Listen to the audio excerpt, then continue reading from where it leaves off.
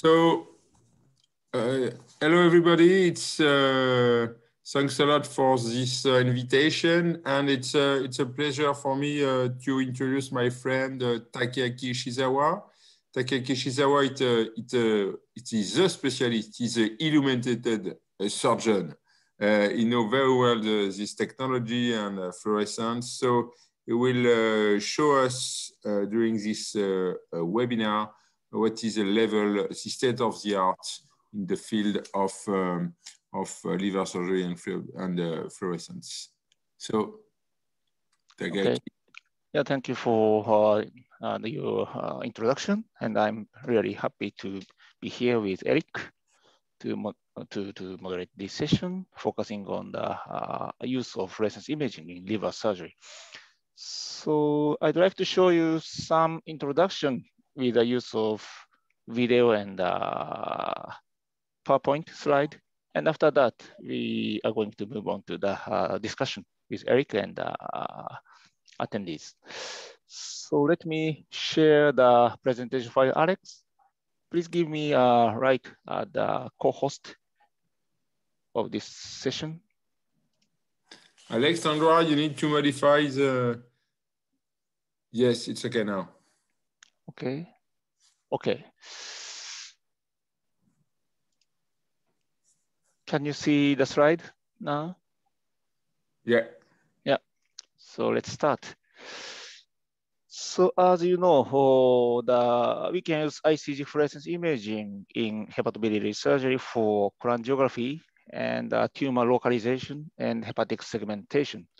And the first topic is the identification of bile ducts. We can obtain the images of extrahepatic bile duct by intrabiliary injection of the diluted ICG solution, or the intravenous injection of ICG, because ICG is excreted into the bile juice after the systemic injection. And I believe that the best indication of fluorescence cholangiography would be the lab core, because there are a lot of limitations in the conventional radiographic intraoperative cholangiography. And this would be the world first case of the lab core with the use of fluorescence cholangiography by intravenous injection of ICG, as reported in the archives of surgery in 2009. And after that, a lot of case series and the prospective studies have been reported. And recently, several authors have reported positive outcomes by the multi-center randomized control trials, as you can see here by Professor Fernando Dipp. And as a result, recently, the fluorescence cholangiography has been documented in the multi-society recommendations for the safe lab core, as you can see here. And fluorescence cholangiography is also useful not only for the lab core, but also for the laparoscopic hepatectomy to identify the anatomy of the hilar, the bile ducts in the hilar plate. In this left hepatectomy case, we can see here the conference between the right and left hepatic duct, and the left duct should be divided here to preserve the right hepatic duct. And also the other application, possible application would be the fenestration of the liver cyst. Oh, the movie is, we have some troubles, but this is the large cyst, and we can see the networks of the hepatic ducts running on the cyst wall. So thanks to the fluorescence imaging, we can identify the stumps of the small hepatic ducts made on the stump, the edge of the cyst wall to be closed to prevent postoperative bile leak. Okay, so that's all for the fluorescence cholangiography. So let's move on to the discussion. Thank you. Thanks a lot, Takasaki. Indeed, I think that ICG is a great innovation in the field of bile duct detection. Just perhaps there is a questions among the participants for for Takasaki? So if there is no question, I have a question for you. Yeah. It means that sometimes it is difficult to see the bile duct through the hilar plate because the thickening of the hilar is here, and it is finally more easy to see the bile duct outside from the liver that when you open the liver. And do you think that there is a place for ICG injection directly in the bile duct to increase the visibility of the bile duct at the ileum? Yeah. The one solution would be the use of ICG with the radiographic contrast materials. For example, if we mix small amount of ICG into the contrast material for radiographic cholangiography, and then we can use the C-arm to obtain the intrahepatic anatomy of the bile duct. And after that, then we change the fluorescence camera from the C-arm.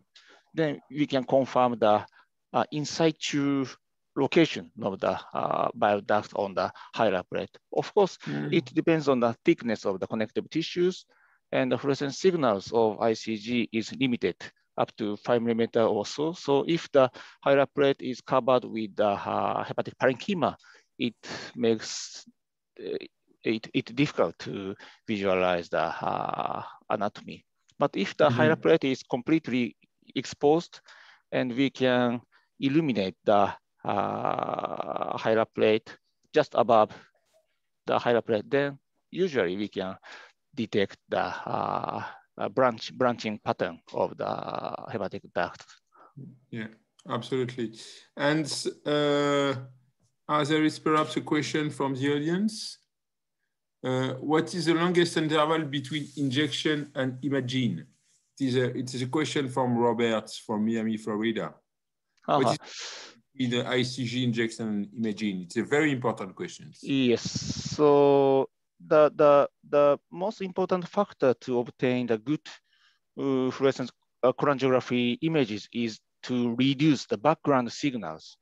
So in order to reduce background signal, we have to use ICG several hours prior to surgery. But in clinical situation, it is usually difficult to inject ICG 6 hours prior to surgery because it will be the midnight as Eric in Paris. So usually we inject ICG just after the intubation in the operation room. So we have to set the intervals between the injection and the observation as long as possible. Yeah. If you use the higher amount of ICG, for example, 5 milligram per body or 10 milligram per body, which is injected on the day before surgery, in the evening before surgery, it may also work. But I think that for the patient, for the lab call case, I think the patient is admitted to the hospital on the same day of the surgery. Is it right in the Western countries? Yeah. In Japan, patients are coming several days prior to surgery, but I think the Western countries, sometimes it's a day surgery. Yes, it's a crucial point, and I think that it's simple but very complex problems. In France, or it will be necessary, or probably in Europe, to have the opportunity to inject outside from the hospital by a nurse. And it could be very interesting, not only for the bile duct surgery, but also for the exploration of the liver to find some HCC, because this is a crucial point of the delay, and we need to push our medical agency to be able to have a nurse that inject at the outside from the hospital the product. It is possible to have injection outside from the hospital in Japan, the ICG? No. Basically, the use of ICG for cholangiography has not yet been approved by the Japanese FDA, not yet. So we use ICG to visualize the perfusion. To answer to the question from Dr. Dunaway, yeah. If we use ICG at a dose of 2.5 milligram, the ICG is excreted into the bile juice for at least for more than 6 hours. So we can obtain the fluorescence images of the bile ducts around 6 hours after the injection of ICG at a dose of 2.5 milligram. Yeah, and you see there is a question of Fernando Deep. Do you believe that the place of combination of fluorescein and on ultrasound, optoacoustic technology? What do you think about that? Yeah. Ultrasound is, as you know, also the very powerful tool for hepatobiliary surgeon. So the combination of fluorescence cholangiography with ultrasound is a good idea. Yeah. And I have a question to Eric. And during the living donor liver transplantation, how do you identify the anatomy of the hepatic duct when you divide the hepatic duct for right or left? We do now we have a policy that consists to inject ICG when we have clamped the right pedicle if we perform a right hepatectomy for a living donor. And so it is possible to see the demarcation between the right and the left. And after we remove the clamp and we see, so there is the ICG go into the left bile duct and we see the left bile duct, but we don't see very well the right bile duct because it's necessary to inject a second time. I understand. So it's a debate, and we are a little bit in difficulties when we want to see the bile duct through the hepatic through the ileum.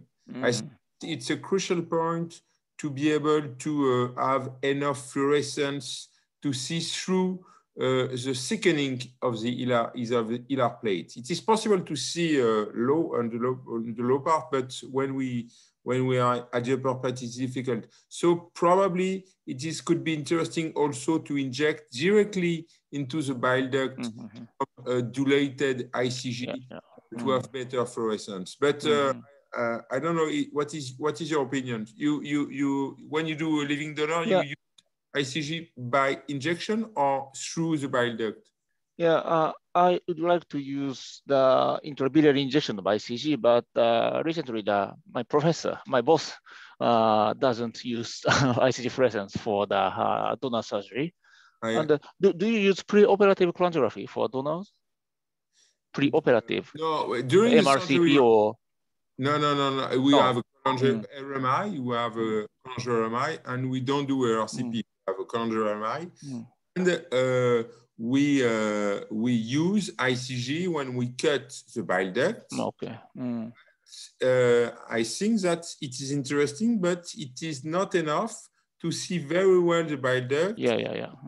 It's necessary to find something. And perhaps it is better to inject some ICG and probably, as you propose, to mix the cholangiography with the X-ray and the cholangiography with ICG. So it's a big point.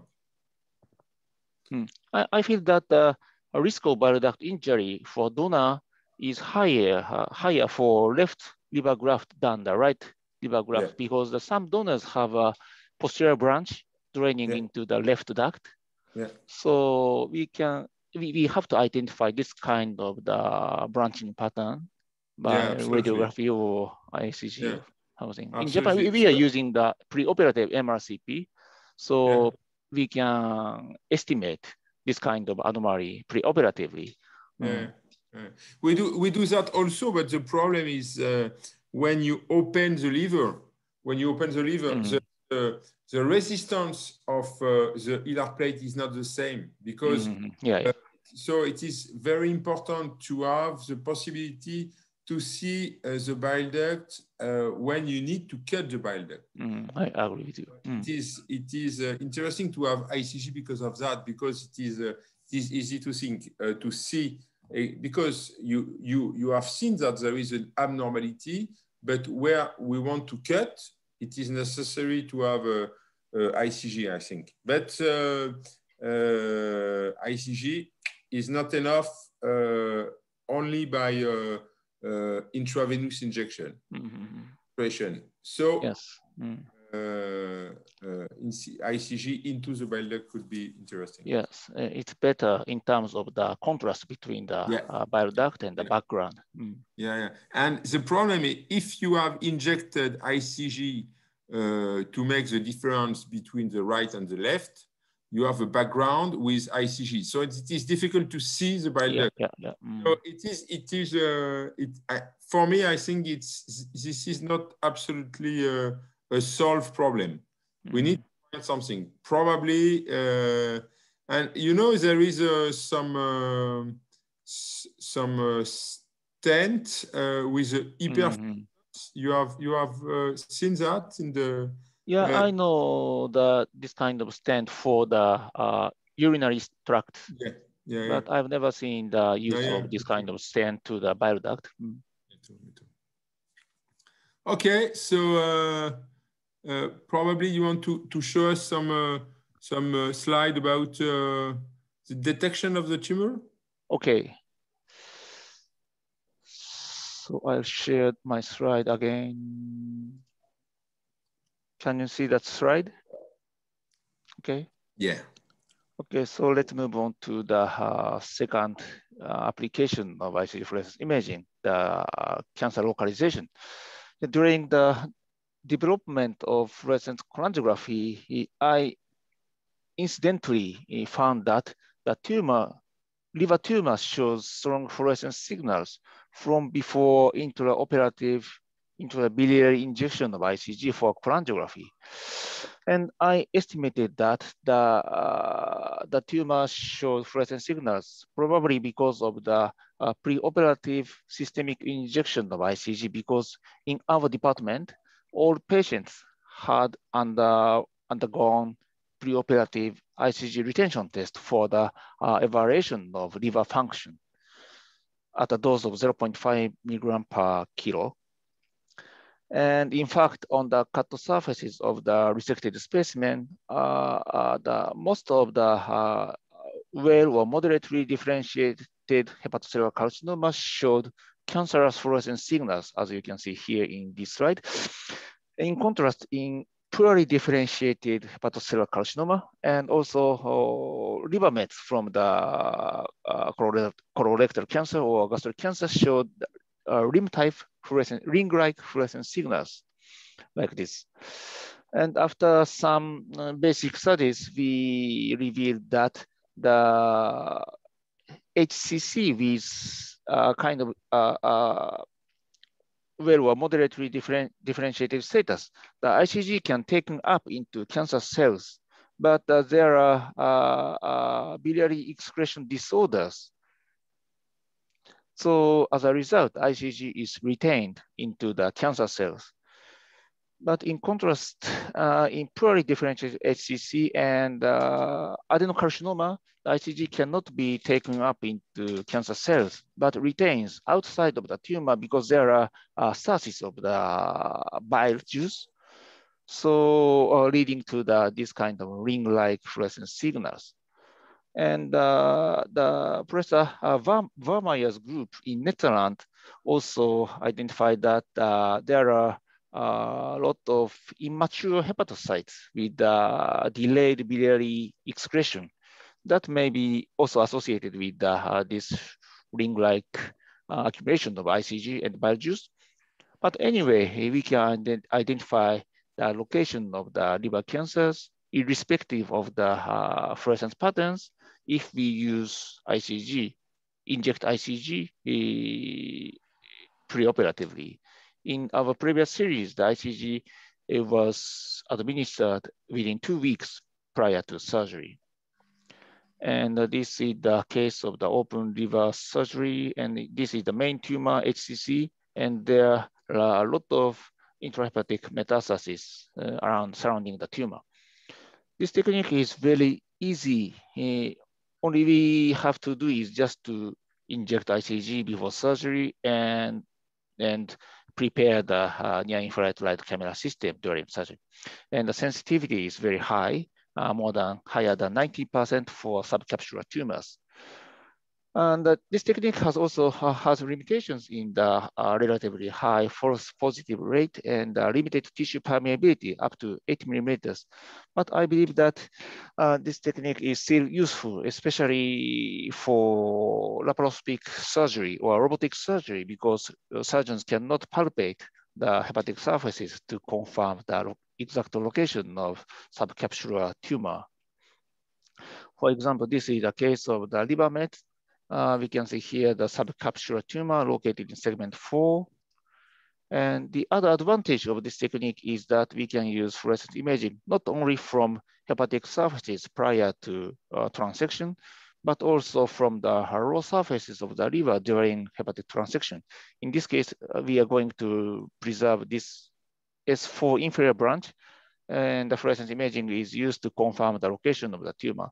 The signal is excreted from outside of the tumor. So this image does not always suggest the tumor exposure, but anyway, we have to go a little bit deeply to avoid the exposure of the tumor. Again, this is the tumor from the hepatic surfaces, and this is the location of the tumor from the hepatic raw surfaces. So we have to divide the remaining hepatic parenchyma at this level to avoid the location tumor exposure.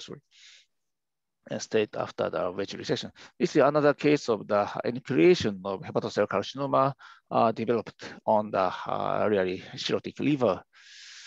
And of course, this tumor has a capsule, so we can enucleate this tumor without the use of ICG, but fluorescence imaging enables us to differentiate the cancerous tissues and surrounding hepatic parenchyma.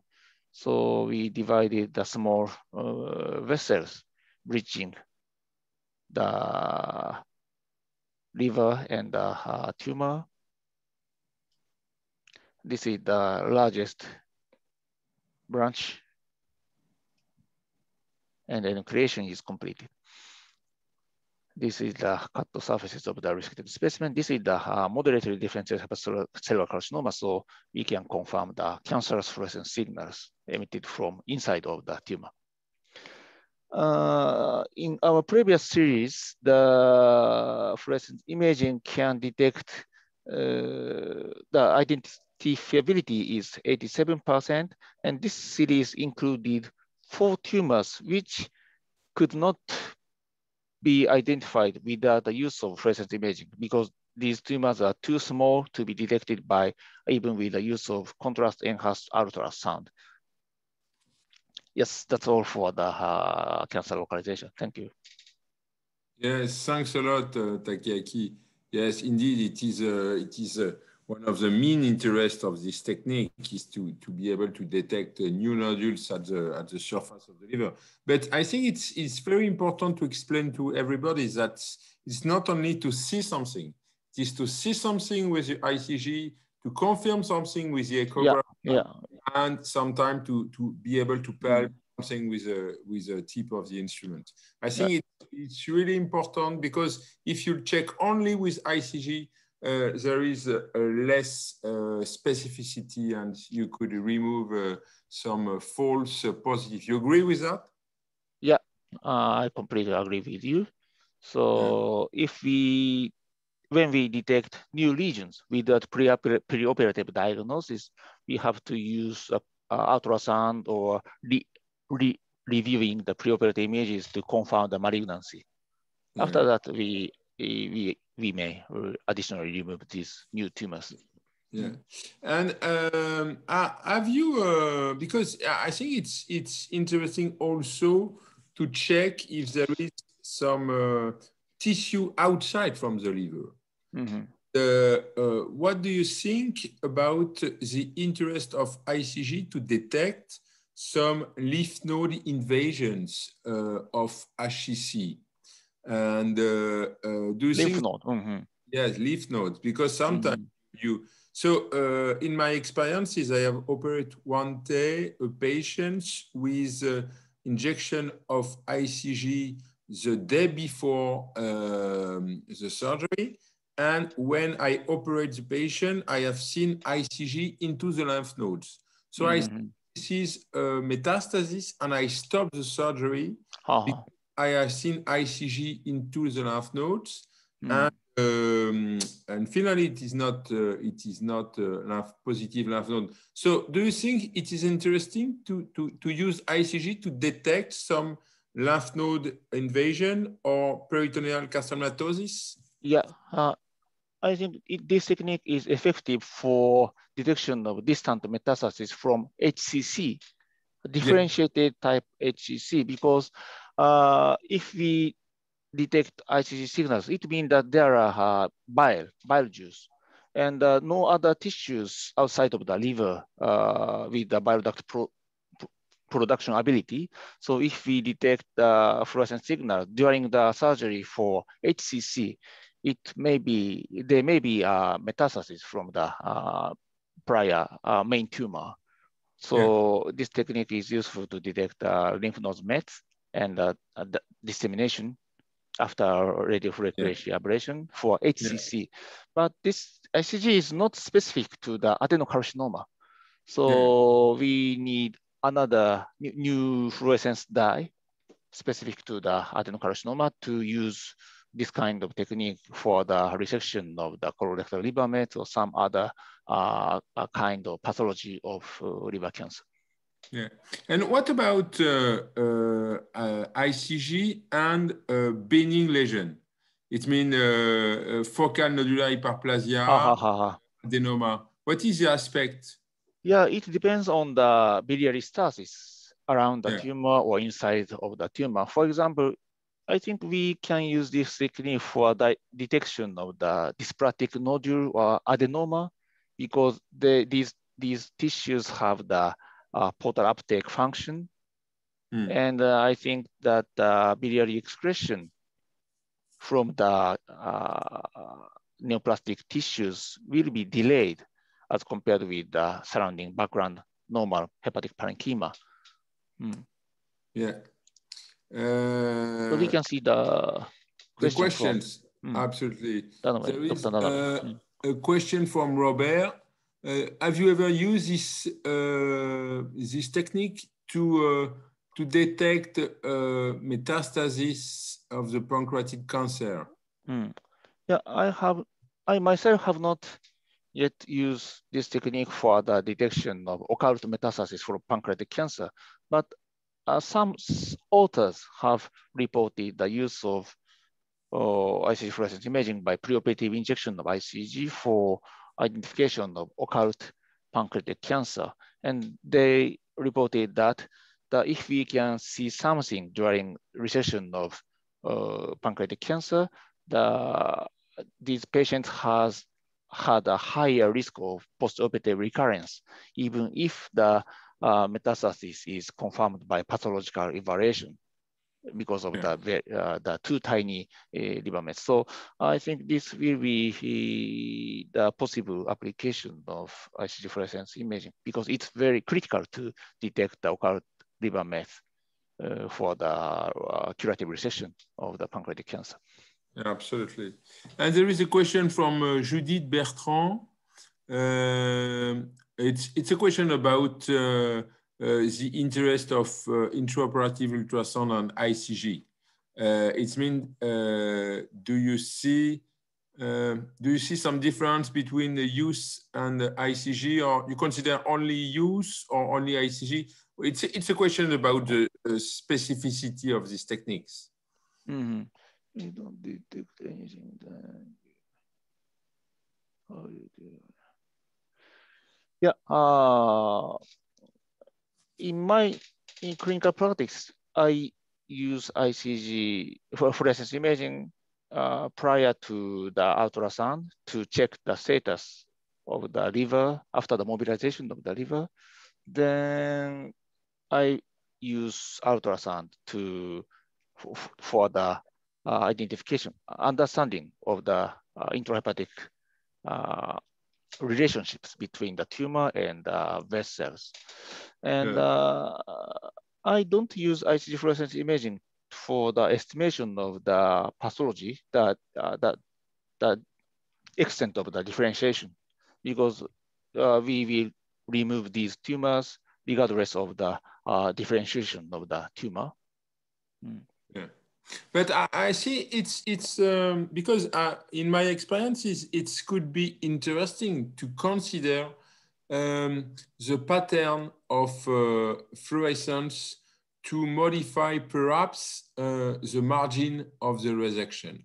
I think if I observe HCC with a pattern of poor differentiated HCC or some things that it is more near from a cholangiocarcinoma, I increase the margin. For me, it's interesting also to see the feature of the ICG on the tumor. What you think? You agree with me? Yeah, I agree with you. For some patients, for example, sometimes the liver tumors can be detected in patients with the previous surgery for colorectal cancer and with the background liver disease. So sometimes it's difficult to confirm the pathology of the new liver tumor, the HCC or liver mets from the colorectal cancer. And in our department, we will indicate anatomic recession for primary liver cancer and non-anatomic recession, wedge recession for the colorectal liver mets. So sometimes it may change the intraoperative surgical decision-making. And also sometimes we can identify the regional fluorescence signals during the liver surgery. That means that a tumor may invade to the proximal glissonium, portal pedicle. Then if there are stasis of the bile juice, we can see the fluorescent signals, for example, in the whole area of the segment 5.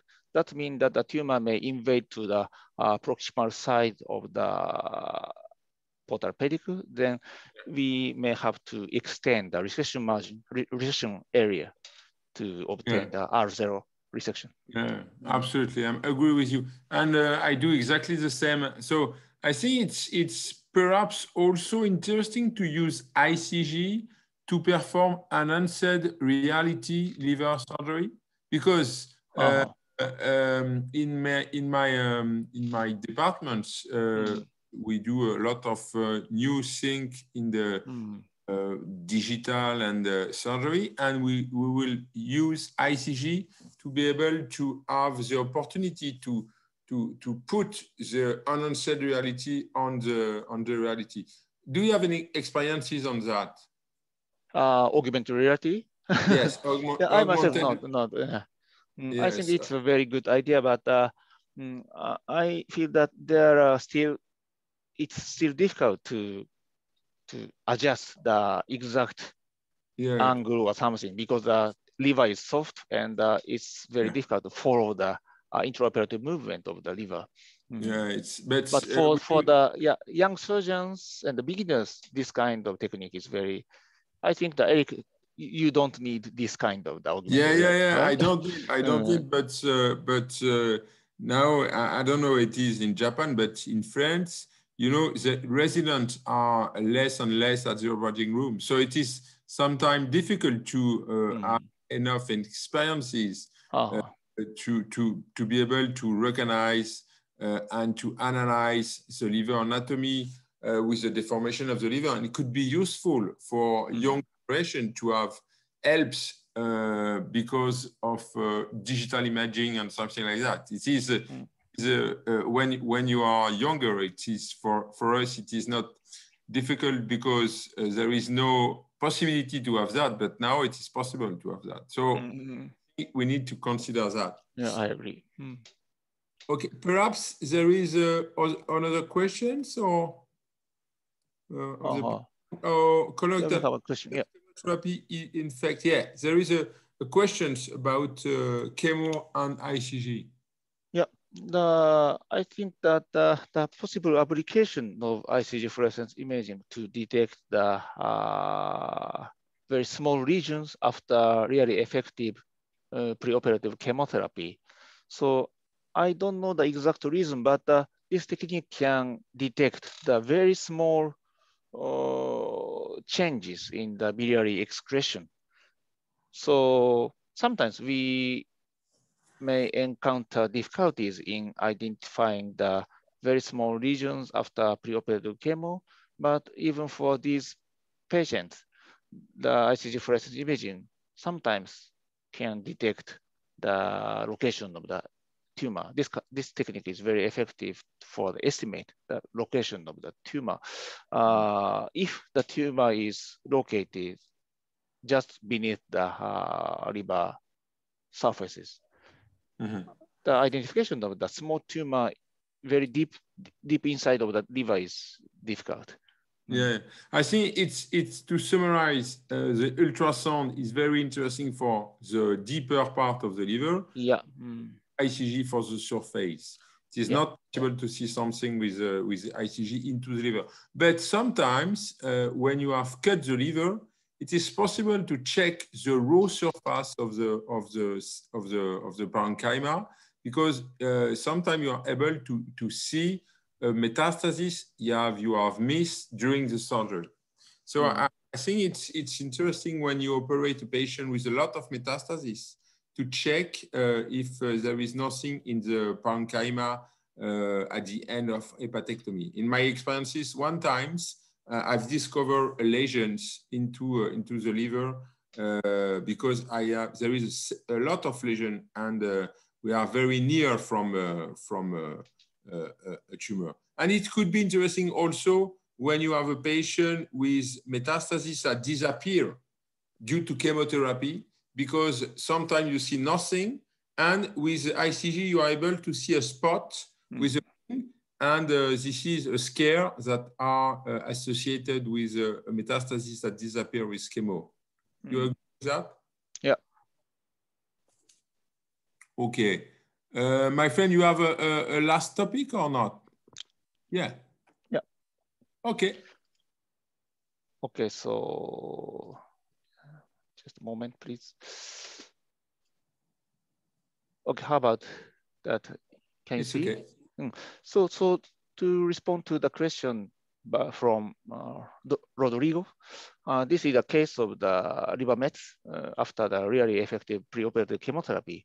So you could not detect the tumor even with the use of contrast-enhanced ultrasound. Contrast-enhanced ultrasound is usually very powerful tool to detect very small adenocarcinoma. But in this case, the ultrasound cannot identify the tumor, but fluorescence imaging can visualize the biliary stasis around the tumor, enabling us to remove this region with a minimal wedge resection. And even on the resected specimens, we could not identify the location of the tumor. The size of the tumor is 2 millimeters. So we have to discuss whether or not we have to resect these small, tiny liver mets from colorectal cancer. But anyway, in this particular case, ICG fluorescence imaging is really effective, was really effective. And the last application will be the segmentation, hepatic segmentation. And as you all know, the anatomic hepatectomy is oncologically very important, especially for the resection of primary liver cancer, because these tumors can spread along the portal system. And anatomic hepatectomy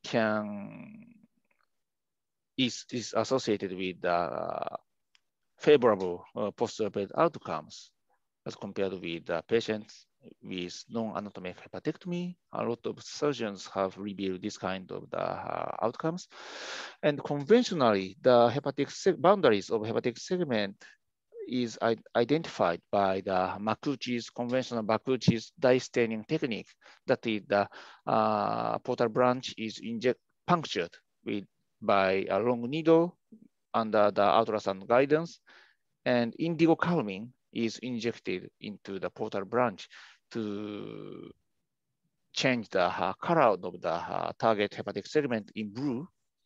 But the problem is that indigo calmine is excreted into urine. So the blue color can disappear several minutes after the portal vein injection. This is the problem of this conventional technique. Another way to identify hepatic segment is the Takasaki's Grisonian approach. That is, the portal pedicle is closed prior to hepatic parenchyma transection. Then we can see the demarcation on the hepatic surfaces at the ischemic area of the liver. Then the hepatic parenchyma is removed toward the roots of the Grisonian pedicle to be removed. And in 2008, the Professor Aoki published very important paper on the use of ICG in liver surgery. In this paper, they use ICG for the identification of the hepatic segment to be removed by injection of ICG. But at that time, they used the little bit high amount of ICG. So just after the ICG injection, that we can detect the target hepatic segment. But several minutes later, the whole part of the liver can show strong fluorescence signals. So this was the potential problem in their original article. And when I stayed in Paris under Professor Gaillet, I asked him to reproduce Makuuchi's technique with the use of a very small amount of ICG to avoid the increase of the fluorescence signals in the surrounding hepatic segment. Then recently, I myself used this positive staining technique, the direct injection of diluted ICG solution into the portal branch. This is the case of the liver tumor located in segment 7. And the needle is punctured from outside of the patient's abdominal cavity. And under the ultrasound guidance, this segment 7 branch is punctured, and ICG solution is injected into this branch, P7 branch. And with the use of near-infrared light camera, we can detect the boundaries of the segment 7. And with the use of this monochromatic image, we can also see the minute difference between the subsegment in the segment 7. This kind of the difference is sometimes very useful to adjust the extent of the hepatectomy during surgery. So I'm using the ICG for positive staining technique at a dose of 0.25 to 0.5 milligram mixed into the 5 milligram indigo calmine. So mixed combination use of ICG and the conventional technique. And some surgeons, the problem is the difficulty in the puncture of the small branch in the settings of laparoscopic surgery.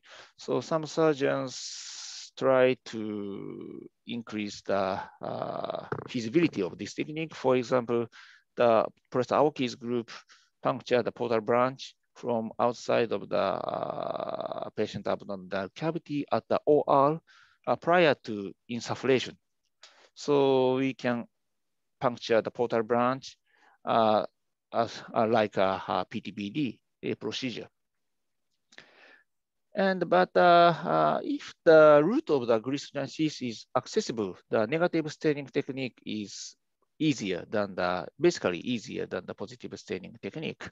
For example, in the resection of segment 3, it's easy to close the inflow to the segment 3 prior to hepatic parenchymal transection, and ICG is injected intravenously during surgery, enabling us to identify the boundaries between segment 2 and segment 3. This is the phrenic surfaces and the visceral surfaces. So the advantage of this technique is that we can use fluorescence imaging to confirm the accurate planes, intersegmental planes during hepatic parenchymal transection. And the landmark left hepatic vein appears on the raw surfaces. And finally, the root of the segment 3 is divided with the stapler, and the segmentectomy 3 is completed. And because the contrast between the fluorescing hepatic segment and the background river is very good, we are also using fluorescence imaging not only in laparoscopic liver surgery, but also during open hepatectomy. And recently, a lot of new devices have been developed and become commercially available. For example, this is the kind of the handheld device, and which can be connected to the pinpoint. And also in Japan, this new model is available. In this device, the fluorescence signals is projected directly onto the operation field, like projection mapping. So surgeons don't have to move their head to see the monitor. The fluorescence images is visualized just on the liver during surgery. So that's all. Thank you very much. Thanks a lot. Thanks a lot, Takasaki. Perhaps there is some question I will check. If there is no questions, do you perform lymph node dissection with this technique? It's a questions about lymph node dissection with ICG. So no, I think you don't perform lymph node dissection with ICG. No, but the lymph node mapping is another possible application of ICG fluorescence imaging, especially during the breast cancer surgery or the gynecological surgery and some surgery for the stomach cancer, gastric cancer. But I think that the lymph flow in the hepatobiliary and pancreatic regions is very complicated. So I think it is for the study, it's maybe very interesting topic to identify the lymph flow from the pancreatic head or from the liver. It is very important topic, but in clinical situation, it's still very difficult to use ICG for the identification of the lymph flow during such for the lymph node dissection. Do you have seen some paper about that? It seems. Yeah. Yeah.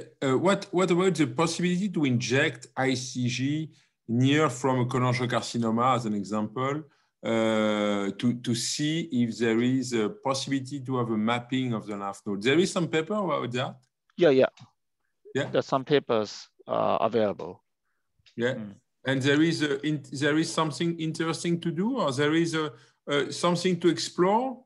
Do you think that's a clinical study to perform to see if there is an interest to inject ICG near from the cholangiocarcinoma, as an example, to be able to check the lymph nodes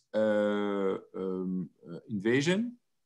Yeah, for the pancreatic cancer and for the duodenal cancer, some surgeons have reported the potential efficacy of lymph node mapping by ICG fluorescence imaging. But I think that we definitely need a new fluorescence dye really specific to the pancreatic cancer. So this is not the concept of sentinel lymph node mapping, but the direct visualization of the metastatic lymph nodes. If this kind of technique become available, this may change the concept of the dissection, the surgery for the pancreatic cancer. We can directly identify the metastatic lymph node in the para-aortic regions or some distant mets with the use of this kind of new technology. Yeah, and I think that ICG could be interesting also to evaluate the possibility or not to resect a vein. major vein. Yeah.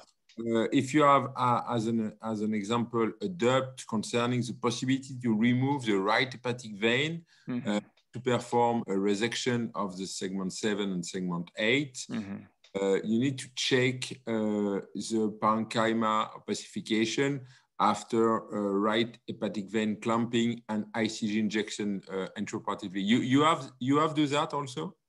Yeah, we have a publication in Journal of Hepatology regarding the use of ICG-fluorescence imaging for the estimation of the congestion, venous congestion. If we close, I think it's really important to know that it's good when it could be interesting to see how the liver is vascularized. You inject ICG during surgery and to see if there is a problem with the outflow block or not. And sometimes, in my experiences, it was possible to say, okay, I need to make the reconstruction of the hepatic vein because the hepatic vein, there is no opacification. And at the opposite, it is not necessary to do because even I clamp, there is still an opacification of the parenchyma. There can be a lot of applications, especially in the transplant surgery. Yeah, absolutely. And have you do that also in transplant surgery, but on the table when you prepare the graft? Do you think it's possible to check the necessity to reconstruct vein, not after to transplant the graft, but before, when you prepare the graft on the back table? Do you think it is possible to inject ICG on the back table to check the patency of the vein? Yeah, I think so. So previously, we use ICG fluorescence imaging during living donor organ transplantation for study purpose. And in very limited case of the transplantation, we can identify the negative spot on the hepatic surfaces after the reconstruction of the arteries and portal veins, probably because of the small thrombus in the portal vein. This thrombus may disappear after the after surgery, but this technique can be used to identify the this kind of the vascular change. Absolutely. Okay, and just perhaps a last question, because I think we are near from the end of this webinar. But what is for you the future of ICG and liver surgery? It is a quantification of ICG. It is the occurrence of new dye to mix with ICG. What is for you the future of ICG? Do you think that today we are near from the top of what we do with ICG, and we need to develop new product now? Yeah, in terms of ICG, now we have to create the consensus guidelines for the use of ICG.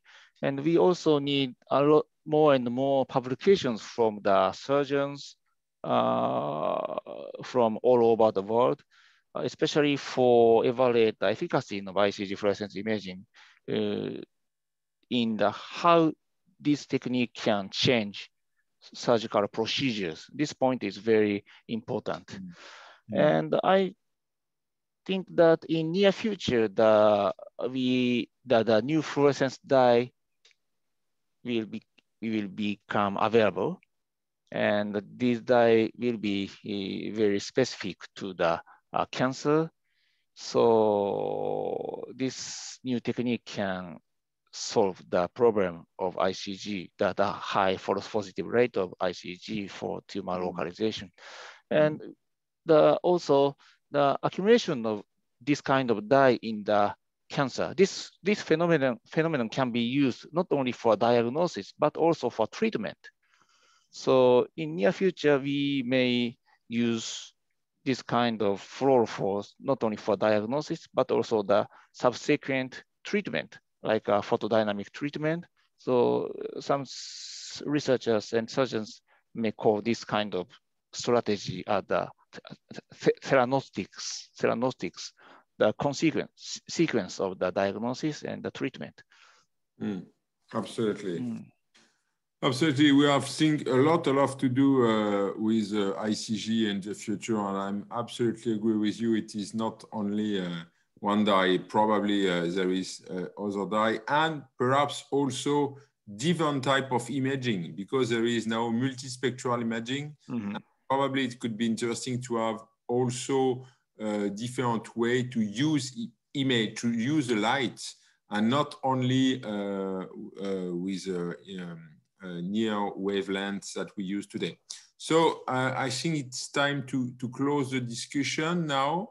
And once again, thanks a lot for this very, very nice discussion with you, my friend. I see there is a last questions from Rodrigo Torres Quevado in the idiatic cyst.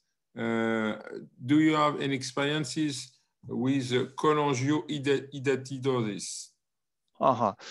Yeah, in our regions, this disease is really rare. So, but some surgeons have reported the use of ICG in this kind of surgery. How about Eric?